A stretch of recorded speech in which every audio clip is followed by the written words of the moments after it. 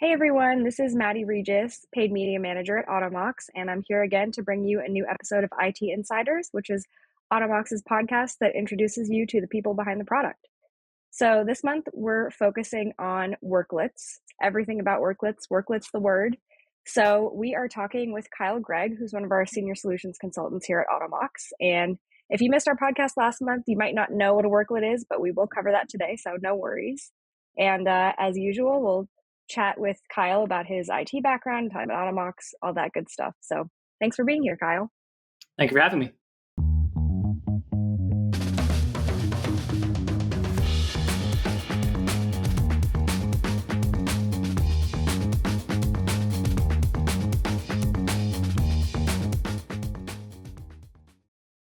Awesome. All right. Well, let's jump right in. Tell me a little bit about your career background, your current role, and I always ask the name you'd give our company if we were not called Automox. Yeah, so I've been in the technical field for probably about 12 years now. Like a lot of people that I know, and there's also people that are on my team that have done this, but I started working at Geek Squad. It was actually very, very common to do. After that, I did IT for a insurance company. After that, it was a talent recruitment company. And so very, very internal facing. And now I work here at Automox in a customer facing role, which was very different. So I'm a solution consultant on the Automox side. Essentially, what I do is I help my customers be successful. I work with them on their goals, get them set up with patching for their environment, Worklets, which we'll definitely talk about in scripts, and really just making sure that what they're doing is what they're looking to really do and be successful with the tool. I really like the question of what would I name the company differently, is because short story, but years ago, I was actually able to go see Stephen Colbert live, and one of the questions I did during Q&A is, if you could name your show anything else, what would it be? And his answer was Seinfeld. My answer will not be Seinfeld for this, even though that'd be great because that would just give us a lot of good brand recognition. So the name that I thought would be really good for a company if we were to change it from Automox would be Autodidact, but the auto being OTTO, being our mascot. An autodidact is a self-taught master. And I think about the Automox University and what we have and the tools that we give our customers really become their own master.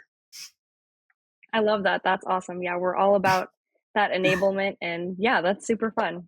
Definitely a different take than I've heard so far. So love it.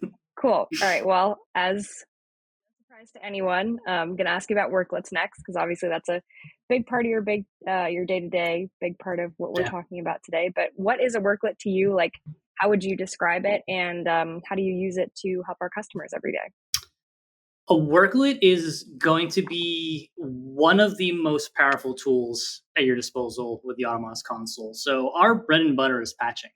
What is really nice about Automox with the patching side is if I talk to a customer and they tell me my needs, we're simple. It's, hey, I have this. Okay, in 4 clicks or less, you can get done with your patching and be done talking about that. But Worklets expand upon that, because what's really cool about Worklets is they help customers do a lot of things, and they even help me do a lot of things too. And when I work with them and build them out, some examples would be give you, install applications, custom reporting, patching vulnerabilities, stuff like that. Um, it's really something that, when used properly and fleshed out, can really expand upon what you're doing as an ITM, and it can solve a lot of issues and really plug a lot of holes. There's stuff that some tools can't do, or just some things that can't be done with the click of the button. For sure. Yeah. And remind me, this is my very limited technical background, but it's all script based, right? So it's scripts that you Ah, can write that essentially kick off automations for different tasks and things like that. exactly. Yeah. So a worklet, what's really cool about worklets is at their core, they are scripts. So with Windows, we use PowerShell, and then with Linux and Mac, we're going to use Bash. So if you have familiarity with either of those two, you're able to basically take what you currently have, even in your environment, and then upload it or use it with Automox. And that's really cool because we enable our customers where, if you have no patching experience, patching experience, excuse me, and no scripting experience or a lot of scripting experience, you are still enabled to use Worklets. So we have the Worklet catalog, which is one of my favorite things and something that Over the past couple of years, we've been constantly expanding and adding and amending. Where if you're not a scripting pro, that's fine. Come and look at our catalog, come look at the community, and then you can use those and two clicks of a button, they're in your environment. Or if you're an expert, you can take what you currently have, write scripts for it, and then just put them into the worklet. And that enables you to install software or uninstall it or make modifications, not only just on one system, but across all of them. So worklets at their core, they are just script based, but the way we design worklets makes them more powerful than just a script. Awesome. I love it. Yeah. And love that it's very accessible. I talked with Jeremy last month about, the whole accessibility of worklets. So that's definitely a big plus. You mentioned the catalog. What are your top 2 favorite worklets from the catalog? This is a tough one. I actually had to really think about this one. Yeah, I think there's 364 to pick from. So I definitely go through a couple of these. So the ones that I was thinking, my absolute favorite one is going to be the Windows 10 upgrade one. So I work with a lot of customers that are Windows based. I mean, the majority of our customers are going to be Windows. It's the most popular. When you think of Apple, you only buy one device and that has, Mac OS on it, or Windows you're going to buy anywhere. So of course, a lot of people use Windows. But with Microsoft sunsetting Windows 10, they say next year around this time they're going to be sunsetting it. A lot of times I will go into a customer call or I'll do a review, and probably 9 out of 10 times, one of the things I'm going to mention is, hey, you have out of date Windows versions. You need to upgrade these before next year, or even now, because some of the older ones are out of date. And what's really cool about that is sometimes they get the answer of the look of being like, well, that's a lot of work. Like that's yes, we need to do that, but that's a lot of work. I'm like, well, we have a work on our catalog that's plug and play. You can put it in there, you just run it, and then it'll do it for you. You don't got to do anything else. And that's definitely my absolute favorite one. It's one that even if somebody doesn't even ask about that or even identify it, it's one that I bring up, be like, yeah, look how cool this is. Like, this is what you can do with a worklet. You don't have to be this scripting guru to do something like this. It's all done, and if we can do that, there's a lot of stuff we can do as well. My second favorite one is probably not as cool as that one, but my second favorite one is going to be, we have a generic MSI installer. So MSIs are going to be packages for Windows devices to install software.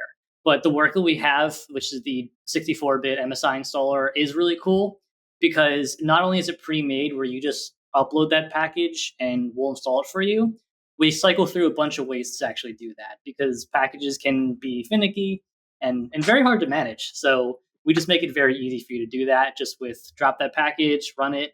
We'll cycle through a bunch of ways to do it. If we're successful, awesome. If not, we're going to tell you, hey, no, and then here's the reason why, basically. That's awesome. Yeah, I had no idea. I mean, I knew worklets can do a lot of different things, but I didn't know they're that adaptable. So that second one, that's pretty cool. Yeah, there's some really crazy stuff I've seen with worklets. The craziest one I've ever seen was not in the catalog, but I got with a customer, and this is I think pretty early into my tenure at Automox. This is almost 3 years ago. So they did a entire domain migration, like a Microsoft domain migration with worklets, and wow, that was a lot of code. It's going to be a lot of code regardless, but they were able to do it, and I was very impressed to see something like that. And that's that moment where it kind of elevated to like, yeah, these are scripts, but these can be more than scripts, right? They can solve issues that a lot of technicians might not be able to solve without a tool like this. yeah, absolutely, for sure. That actually kind of brings me to my next topic, which is vulnerabilities. So we've got a lot of vulnerabilities this month. Let me start that over. Vulnerabilities is it's such a tough word. Okay. So that actually brings me to my next question, which is around vulnerabilities. And this month we had over 5,000 CVEs that were published, which is the first time ever that many have been published in a month. And the average of 164 is up from 84. So obviously that's a huge part of just the entire IT and security department's day to day. So how can Worklets help IT teams solve these CVEs? Yeah, that's a scary number. 164 up from 84, month by month. I hope that means more people are paying attention versus more software is just being exploitable. Either one, that's definitely scary. So, I talk about worklets and I talk about what they can do. And at their core, they can do simple stuff just like install software, right? Like we do that all the live long day. But it can also solve vulnerabilities. So to give you, a really good example, this is a recent one. We just put into our Worklet catalog the Landsweeper integration. So basically, if we have a Landsweeper customer, Landsweeper Cloud, we actually have a pre-made worklet now that they can take any vulnerabilities that are identified in their environment in Landsweeper, and we can take that, ingest it into a worklet. That worklet will collect the data, put it over into Automox, and then if there's any patches that can be remediated with Automox, Windows Update, third party, whatever the case may be, we'll do that automatically for you. So we solved a very easy way for Landsweeper customers to resolve their vulnerabilities if they have them, and not just one of them.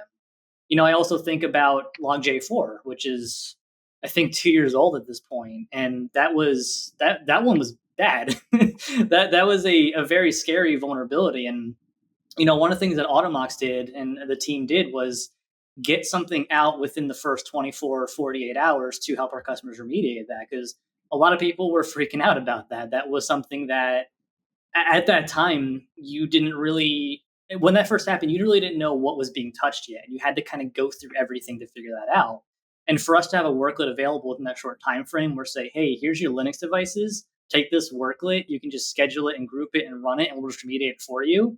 I'm not saying you're done, don't got to worry about it, but that takes a lot of pressure off of people, and it takes a lot of ease of mind to pretty much say like, okay, well, we solved this, and now that we solved this, we're able to focus on other things on top of that. So that goes back to what I talked about worklets. They're incredibly powerful. They're more than just scripts. They can be for evaluation, and they can check certain things. And if you have a 6,000 line script that does do remediation, you don't have to run that on every single device every day. We can split that up and say, just check this one thing. And this one thing is vulnerable, then we'll run the rest of it.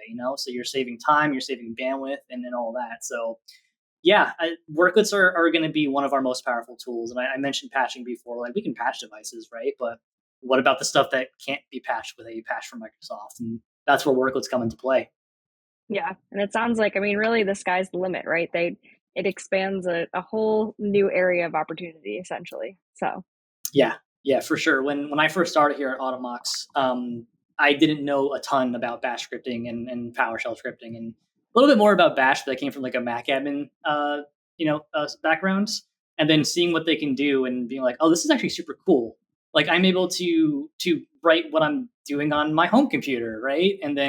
But then I can run it on these devices that I have, and it just really opened up my eyes, being like, oh wait, this is more than just a script. This is like I can add secrets to it and stuff like that. It's a very cool tool. yeah, that's awesome. I love it. Okay, well, we're wrapping up here, but I don't know if you've had a chance to listen to the podcast, or for those listeners that do tune in often, we always end with a little game. And I've got, I think, one that will be an interesting challenge for you this time, which is I'm going to see how many worklets you can name in 15 seconds. So let me get Okay. my timer off here. And then we'll get a little thing to make some, I'll just make some tally marks. And yeah. All right. Are you ready? I am ready. Okay. 3, 2, 1, go. Okay, Windows 11 upgrade, Windows 11 readiness check, Windows 10 upgrade, Windows Update rollback, Mac OS caching worklet, Mac OS upgrade worklet, secure token enablement, MSI installer, exe installer, Landsweeper, reboot history, restart right. computer Oops. work. Ah. How many was that? That was about 1, 2, 3, 4, 5, 6, 7, 8, 9, 11. Okay, is that the record? Or did someone do more before? I don't know. I have not. This is my first time doing this, so we might have to see. If it's your first time, okay. So it's a record then. The record is 11. Yeah, for sure. Right. Yeah, you've established the record. So yes. All right. There you go. Gold star. All right. Great. Okay. Well, Kyle, thank you so much for jumping on. I'm going to just leave our listeners with a discussion topic to get started over in the Automox community. That's also a great aspect of Automox. If you haven't checked it out, definitely recommend. But yeah, how have Worklets made it easier for you listeners to control your endpoints and double down on the security of your environment? So take that over to the Automox community. And Kyle, thank you so much for jumping on and sharing your knowledge and talking with us about Worklets. It was great. Thank you for having me. It was a lot of fun.